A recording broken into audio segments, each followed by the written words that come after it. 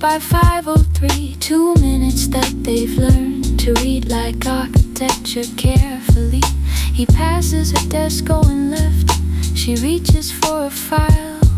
Their fingers don't touch, but the air between them holds a while. She keeps his coffee order memorized, though no one asked her to.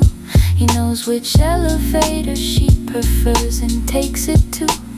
Not every day just enough, just the frequency of almost that keeps the whole thing living in the space between the hosts. Avoiding any interactions and the one beneath the professionally worded email in the breath before she opens it. That pause that has a weight. Nobody in the office has the clearance to translate. They've built a second language out of what they don't allow. A grammar made of pauses, a syntax of somehow meeting in the margins of the calendar's official text. Each line delivered clean, each subtext filed with the rest.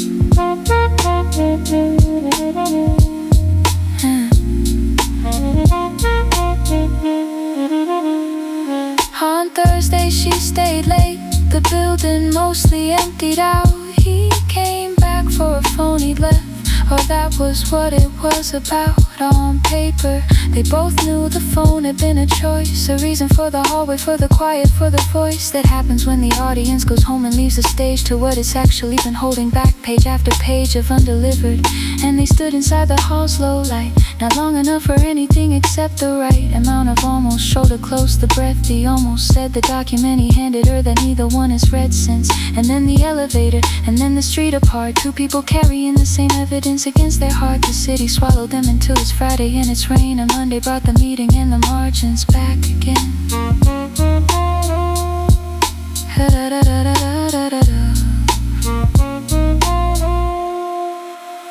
She passed his desk at 5. He reached for something on the shelf. Two people fluent in the language of beside themselves. There is a restaurant one neighborhood away where neither one is eaten but both know where they say without saying. If we were different people in a different year, we'd go there. It just waits across the avenue, unclear whether it's a wish or a warning. Either way, it stands there every morning on a new mural. Every day a future made of concrete and a menu neither reads, just holds the shape of what the other one concedes. It's possible in theory, possible in the dark of 2 a.m. when nothing costs anything a spark. Then neither one is feeding and neither one is starving. They found a middle climate cold enough to keep them thawing, past the point of manageable, warm enough to keep the thing alive. In the margins, in the drawer, in the spring loaded. Pause before the hallway clears at 5:03. Two people holding something neither one will ever free or bury, just carry from Monday into Monday, into Monday, without end.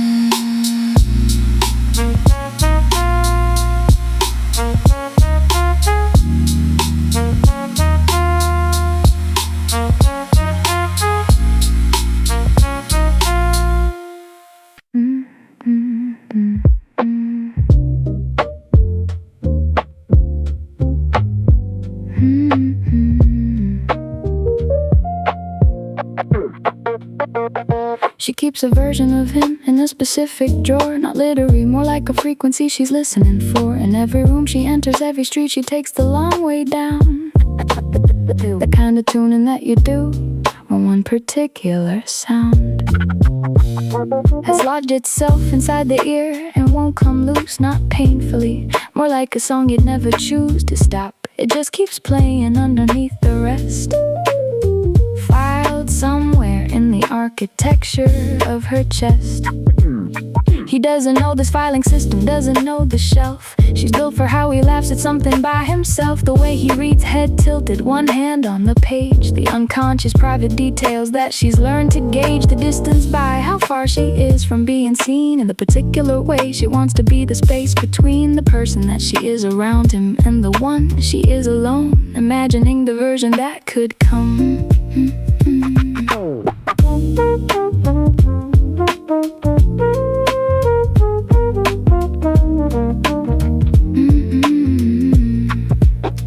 Yeah.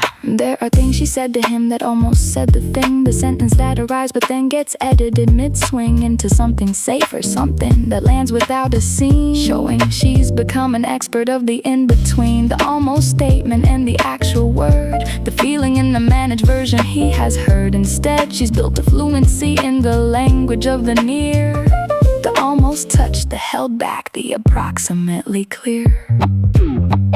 Some evenings she rewrites the afternoon they had, changes nothing major, just the ending, just the add of one more beat before the conversation closed, one more second where the door was not quite closed that she could step through. In the rewrite she does, in the actual she didn't, that's the clause. She lives inside the gap between the rewrite and the real, the distance that she can't close and can't conceal from herself, only from him, only from him.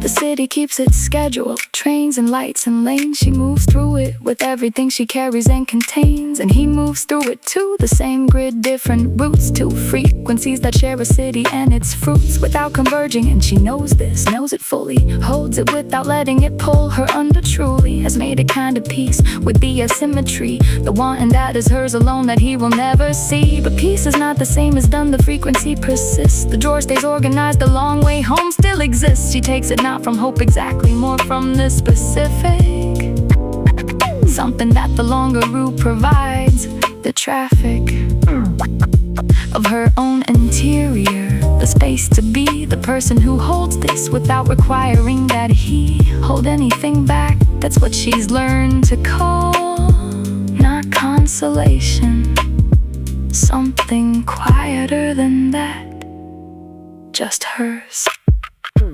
only hers, a feeling built for one with nowhere left to go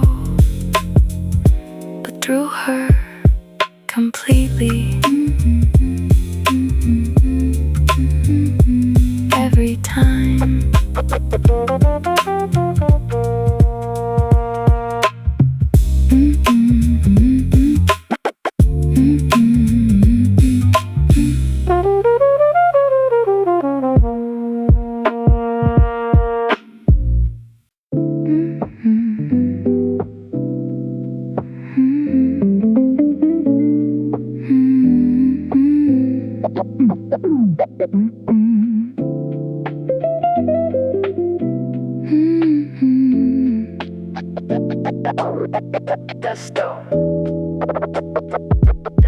There was something in the chest that has no door, that arrived one ordinary morning and took the floor without announcement, settled like a stone and water like a frequency you carry alone. It doesn't ask for anything, it doesn't ask to leave, it simply occupies the space between the inhale and the breathe out, that half a second gap where most things live, the ones you keep, the ones you never give a name to. She knows this one by its particular weight, the way it shifts when certain music plays, certain late afternoons turn gold, certain words land somewhere deep, too close to something real to let her keep her composure fully. Not that she would fall, just that she'd have to pause, and that's the most that this particular stone will ever call for. Just the pause, just the almost. The guitar outside the cafe plays a line that bends in the middle. The way things do and fine becomes to find a hold without a tremor somewhere in the architecture. She hears it and something thin opens inside her, not a womb, not a door, just a seam along the thing she's holding. Nothing more than a seam, but seams are where the light comes through if you're standing at the right angle, which she is at too. In the afternoon with coffee growing cold, and the song she doesn't know is being told in the old language of unresolved chords, the kind that ends without reward of resolution, just the hanging note, the question left midair without a code for the cold. And she sits inside the questions room, makes no move to answer, makes no move.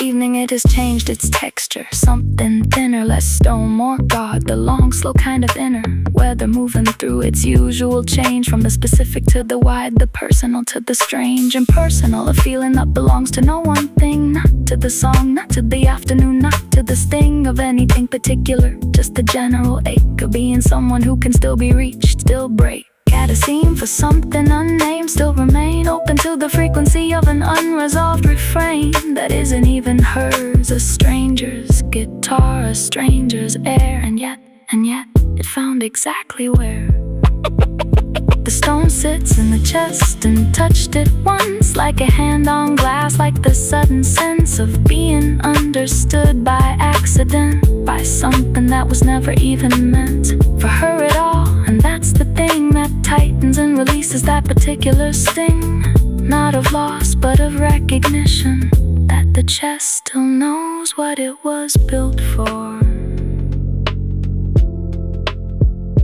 Still knows. Still knows.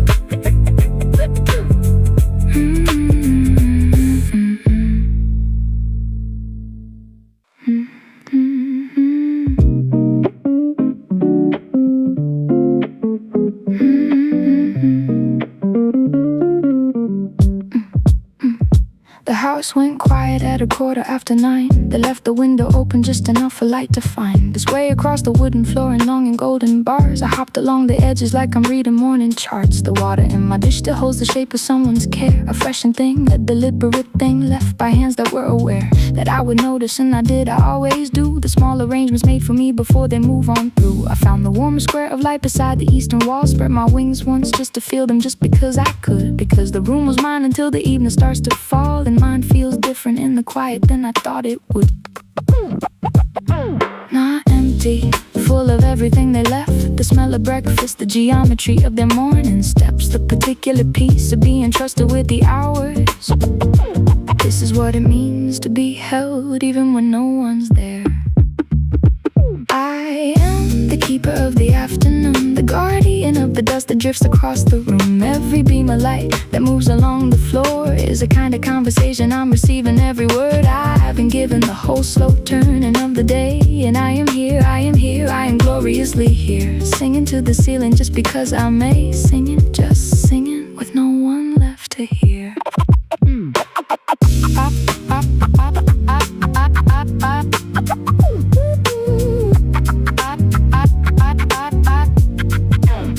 I found a thread that someone left beside the chair, pulled it once to test the weight, then let it simply be there. There were things worth moving and there were things worth leaving still.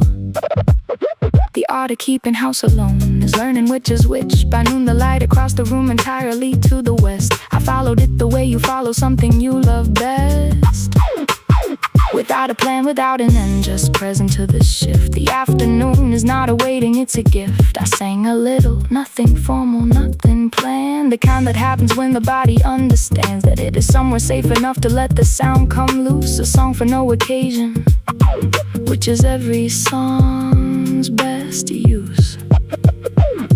Not empty, full of everything they left. The smell of breakfast, the geometry of their morning steps, the particular piece of being trusted with the hours. This is what it means to be held, even when no one's there. I am the keeper of the afternoon, the one who watched the shadows move the slow and certain way. Every creak of settling wood, every passing cloud is a kind of breathing, and I'm breathing with it all. I haven't given something rarer than a name, the whole unhurried middle of a day that's mine to keep, the kind of full that doesn't need to be explained. Singing, still singing, even this I will not sleep. When they come back through the door, end of day, I'll be exactly where I should be, bright and unafraid. Not because I waited, waiting isn't what this was, but because I lived the afternoon with everything I had. And if they ask me how I spent the hours while they were gone, I'll sing it to them simply. I'll sing, it was good, it was good, and I was not alone.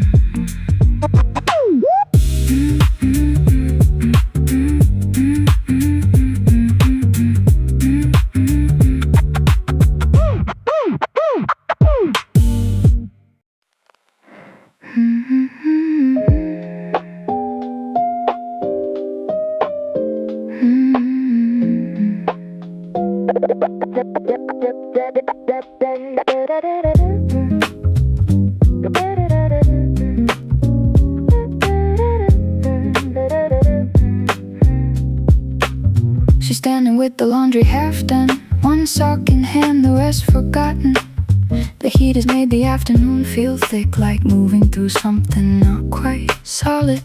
3 floors up, a man is on the phone, his voice too low to hear, just tone and rhythm. He paces back and forth 3 steps and turn the same 3 steps, like something in a system. And on the ground floor someone's watering the same small pot she waters every Tuesday. The steam comes up from where the water hits the rail, and for a second everything goes hazy. In between the heat and the deciding, there's a place where nothing has to be, where the afternoon just holds you in its palm, and the only thing that's asked is that you breathe. The balcony in August is a threshold between the room you left and nowhere yet, where the air is too thick for conclusions and the light is something easy to forget. She stands there with the sock, he paces with the phone, the woman and a pot below, each one almost alone, but sharing the same still humid, hovering halfway between awake and what comes after. Kinda haze. The girl on the 5th floor has her chin on the railing, eyes somewhere above the building across. She's thinking about something or about nothing. The difference at this temperature is lost. Somewhere above her a window opens outward, a curtain breathes in and then breathes back. Someone turned a fan on, you can hear it cutting through the thick and giving slack. The man has stopped his pacing, phone still open. He's looking at the sky now, same direction as the girl below him. 2 floors separate, the same unremarkable connection. In between the heat and the deciding, there's a place where nothing has to be, where the afternoon just holds you in its palm, and the only thing that's asked is that you breathe. The balcony in August is a question that the heat makes too heavy to resolve, where everyone is almost on the verge of something that the air won't let evolve. The girl with her chin on the railing, the man with the still open call, the woman who keeps on watering the curtain against the wall. All of them caught in the slow close shimmering almost of a summer afternoon, still haze.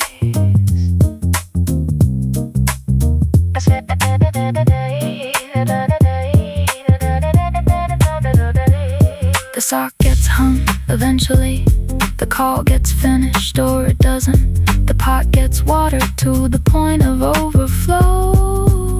The curtain settles, and the afternoon moves into evening, the way thick things do without announcement. 1 degree at a time, the air unclenches and the balconies go quiet. But for that hour, that specific humid, motionless going nowhere hour, everyone was on the edge of something that didn't need a name to be completely real.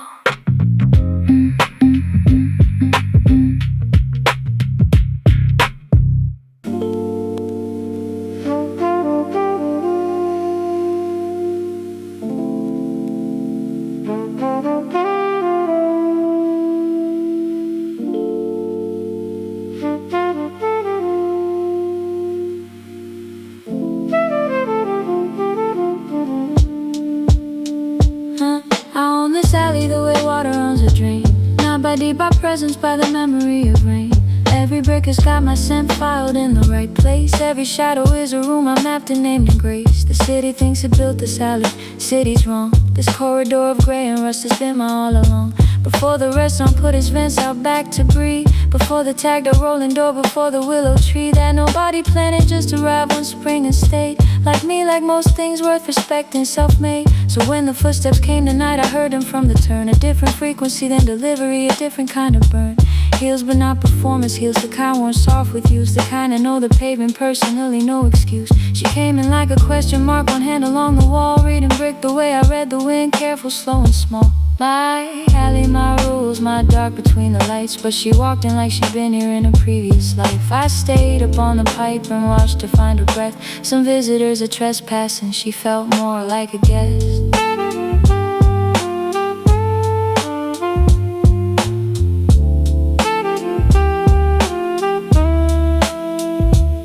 spot below the single bulb that flickers every third. Pulls something from her pocket, not a phone, a folded word.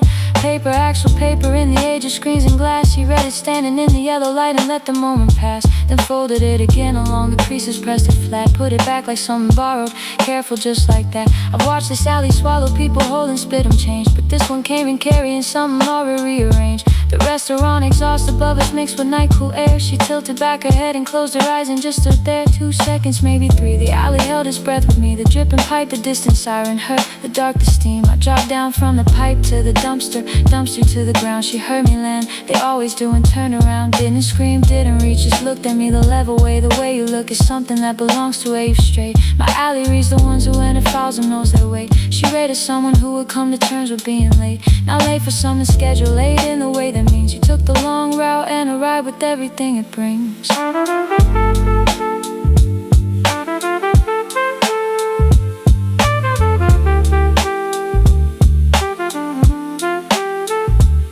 Here's a confession part, the thing I don't say to the strays. I've been in this alley through 1,000 kinds of days. Seen the crying ones, the angry ones, the ones who make their calls, the ones who use the dark to do the things they hide in halls. But every once in rare, too rare, someone comes through who isn't using darkness, just as comfortable in it too. Who stands inside the in-between like it's a room they rent, not passing through but pausing, knowing exactly what it meant. She crouched down, didn't reach, just offered nothing, open palm. The most sophisticated thing a human does, maintain the calm of offering without insisting, presence without claim. I walked one circle, sat beside a boot, and that was all we named.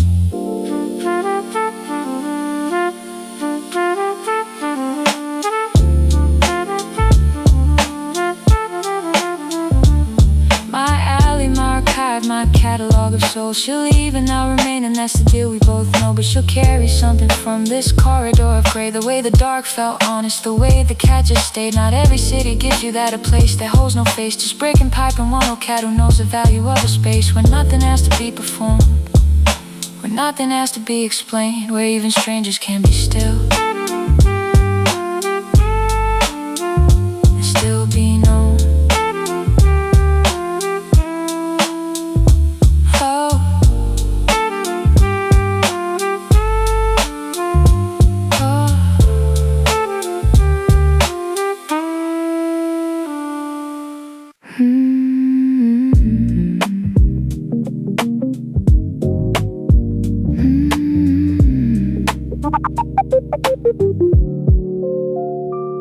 They had a summer map before it started, the kind you plan in April, half invented.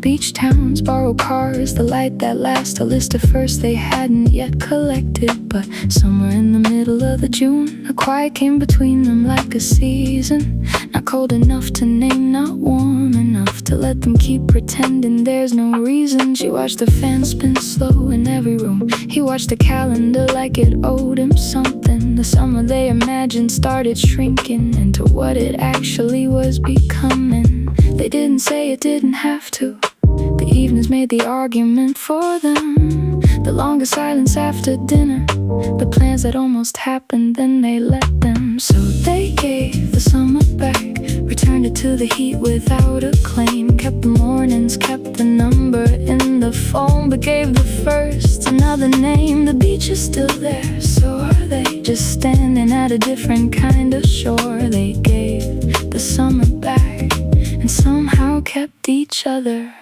settling for less and somehow wanting more.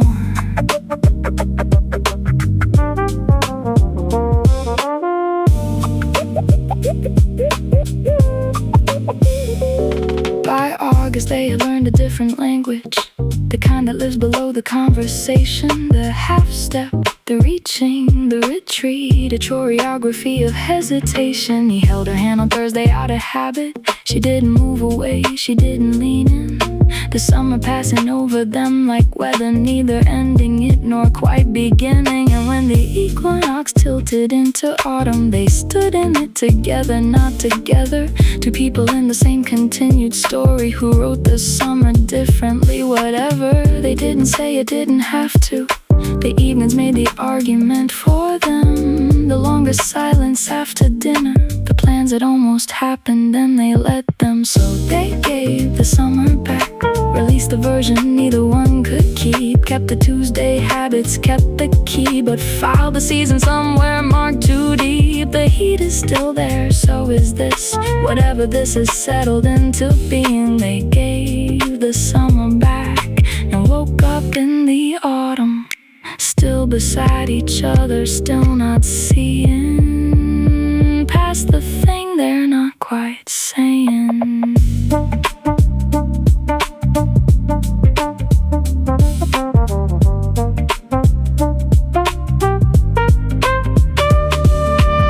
The first leaves came without announcement, the way the change arrives when no one's ready. She turned the heating on a Saturday. He noticed and said nothing, held it steady. And that was them, the holding and the quiet. The summer they gave back still on the table, between the coffee cups, between the breathing.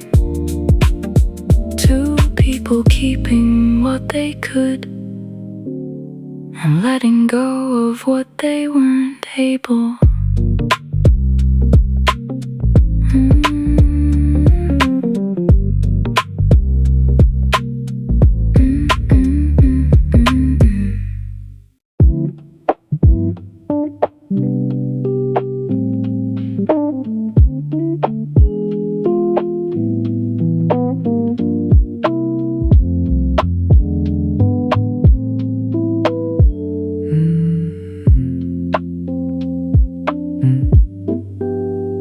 The crow comes back to the same branch every morning, pulls at the thing that drove it off the night before.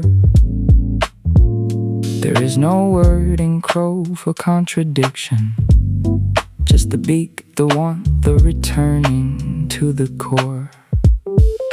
A dog waits at the gate of someone who once kicked it, tail low but present, reading every footstep on the path. The gate means harm, the gate means coming home. The body holds them both and does the math. A woman folds the shirt of someone difficult, the one who takes the warmth and leaves the cold. Her hands don't pause, they crease and crease again. There are things the hands have learned to hold. Every living thing returns to the place that marked it. Every opening burns a little where it parted. This is not a flaw, this is just the law of anything that's ever been alive enough to leave a scar. Love and the wounded comes in art, the same hand, different season. The crow, the dog, the woman at the shirt, each one finding their own reason to come back to the place that gave them everything and less.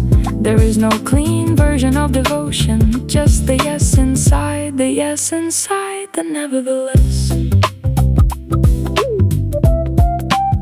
The vine grows toward the wall that blocks its light, reaches for the thing that keeps the sun away. In doing so it finds the sun regardless, the obstacle becomes the only way. A child holds the hand of someone leaving, holds it harder as the distance starts to show. The tighter grip is not a misunderstanding, the child knows, the child has always known. The old man feeds the fish that bit him once, stands at the edge and opens up his palm. The water takes it without recognition, and that's enough, the offering, the calm. Every living thing returns to the place that marked it. Every opening burns a little where it parted. This is not a flaw, this is just the law of anything that's ever been alive enough to leave a scar. Love and the shape that breaks in are the same mouth, different weather. The vine, the child, the man beside the water, all of them holding it together without a name for what they're doing, without a plan for what comes next. There is no map for this particular country, just the breath inside them, nonetheless. The crow lifts off, the dog lies down beside the gate. The woman smooths the collar one more time. The vine finds light too late, right on time. The child lets go eventually. The old man's palm goes dry. The fish beneath the surface asked for nothing, and the surface doesn't ask it why. This is how it has always gone, in every language, every latitude. The thing that hurts the most is usually the thing that taught you what it means to be still here, still reaching, still coming back before the dawn, with everything you have to give to what you love and hate and cannot leave alone.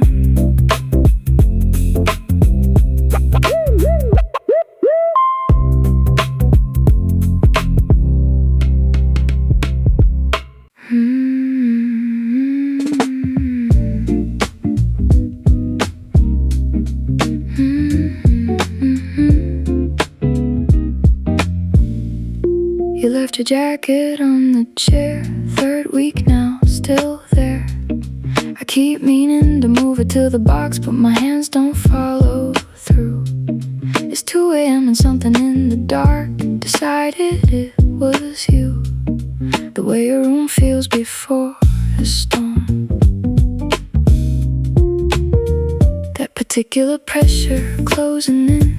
I picked up the phone and set it down and picked it up again. There's a version of this where I don't send, and a version where I do.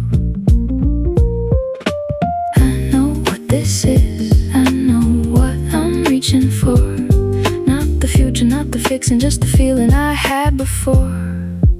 All of it went quiet. So come over, don't read into it, just come.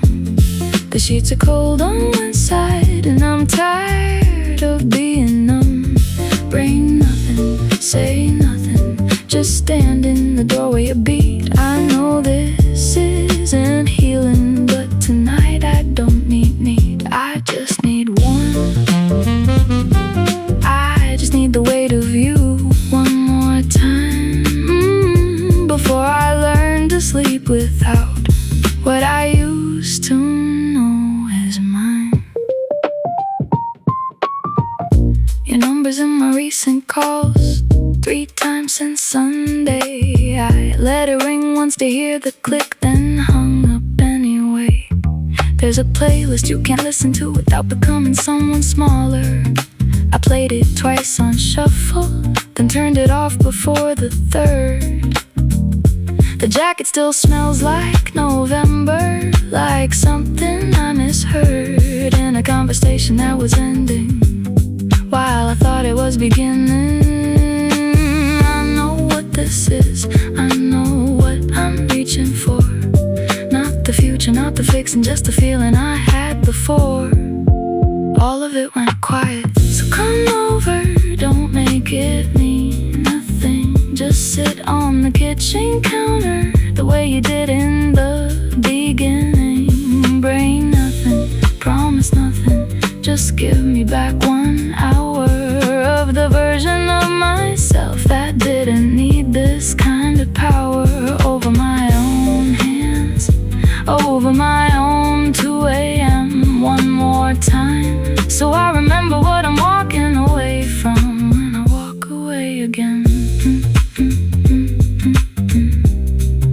The jacket's in the box now, sealed it just before I wrote this down. Didn't text, didn't call, just sat inside the wanting and let it move all the way through, like weather, like a season turning over, like something that was never mine to keep, but felt like home for longer than it should have, for longer than was good for me, for you, for either one of us.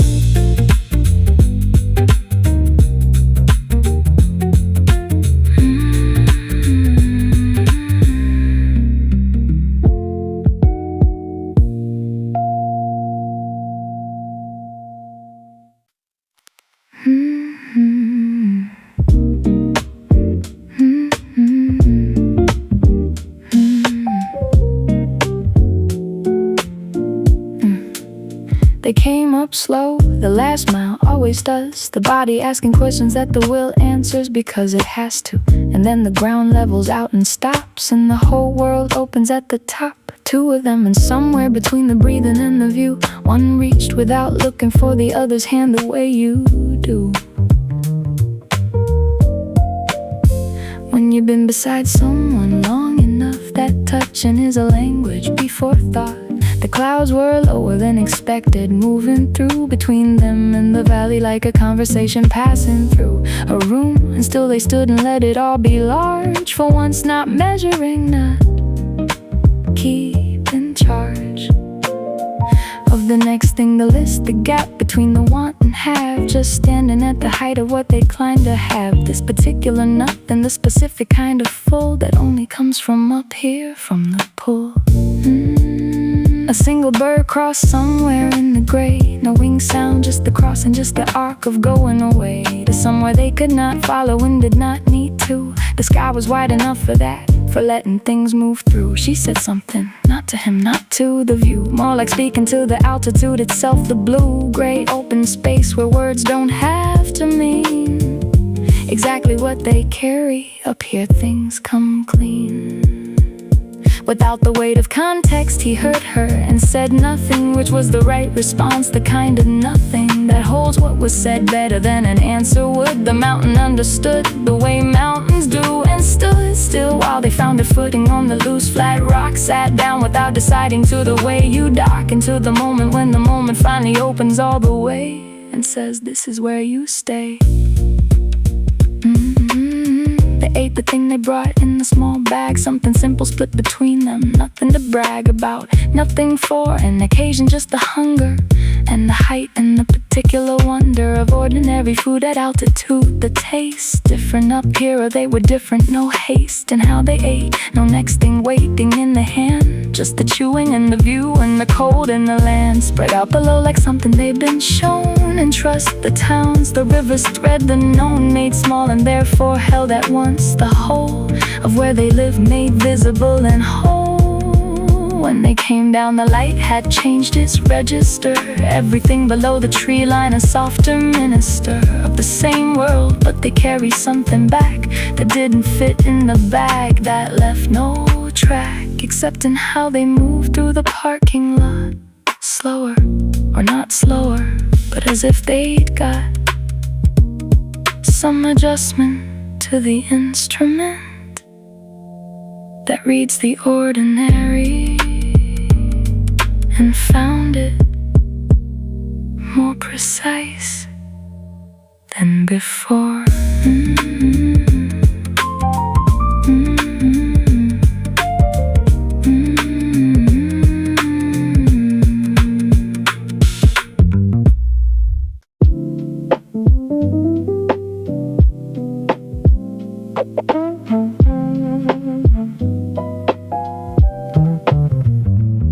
She keeps the lamp on after midnight, not for reading, not for anything I've named. I sit beside the radiator, watching the way she folds a letter never sent, then folds again. Her phone stays face down on the table. The silence in this room has its own weight. I've learned to read the hours by her posture, the ones where she is present and the ones where she is late, arriving somewhere else entirely. Behind her eyes, behind the window's frame, I press my head against her ankle briefly, the way I always do when something in the room has changed. She doesn't cry the way the rain does. Nothing falls, nothing breaks, nothing shows.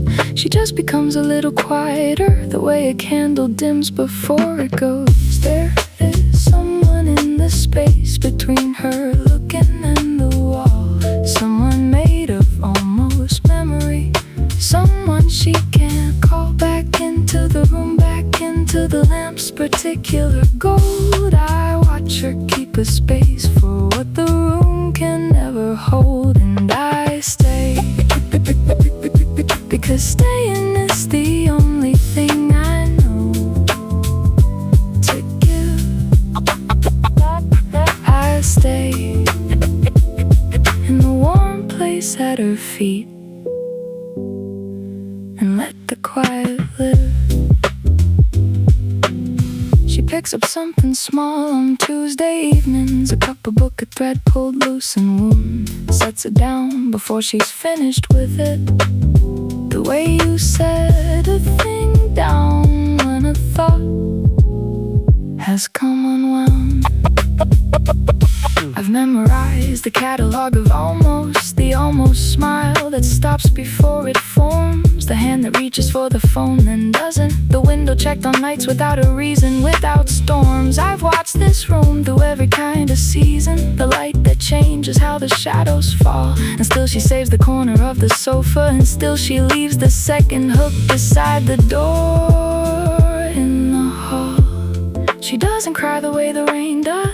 Nothing falls, nothing breaks, nothing shows. She just becomes a little quieter, the way a candle dims before it goes. There is someone in the warmth. She keeps the thermostat too high for someone in the tea she makes in 2 cups then corrects. I watch her build a room around an outline she won't name, a life arranged around the edges of a feeling unexpressed, and I stay because I understand the vigil without knowing why it's kept. I stay curled into the shape of her and guard her while she sleeps. Some nights she finds me in the dark and holds me without reason, both hands full weight, the kind of holding that asks nothing back. I let her, I become the thing the room has needed, something present, something warm, something that will not leave and does not keep a track of what it cannot have.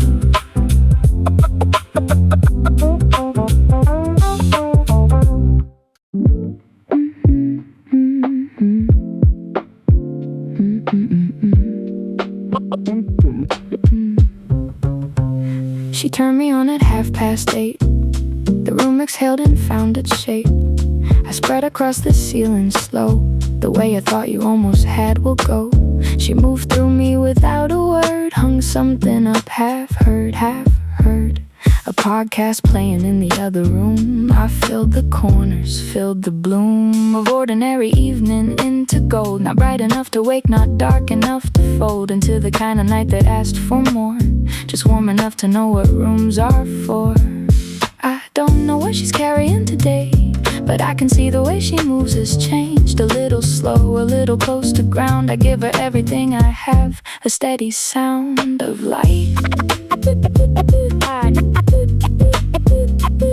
I am the amber in the ordinary night, the one who doesn't ask, just offers up the right amount of warmth to make the edges soft, the kind of presence that you only notice when it's off. She lives inside my radius, and I live inside her hours, neither one announcing it, just quietly like flowers turn toward a source they trust without a reason why. I hold the room, she holds the night, and that's the deal between the lamp and the life.